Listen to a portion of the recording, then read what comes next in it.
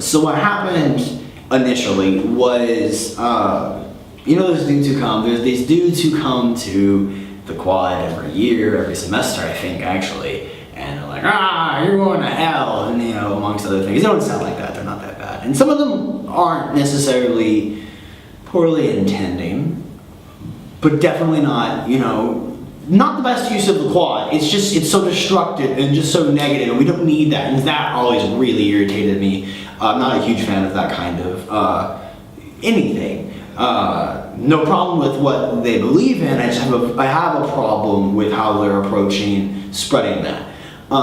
So I wanted to do something about that. But I'm also just really interested in street theater and new theater. I think it's really fun.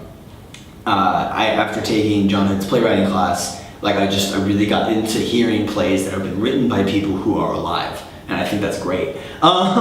So I wanted to kind of combine the two concepts, and and then there's also the idea that I started out as a BFA, production and performance major, in the theater department, and it can be difficult in the theater department because it's very much tailored to use the BFA actors. That's why they have it, is to use them really on main stage, and so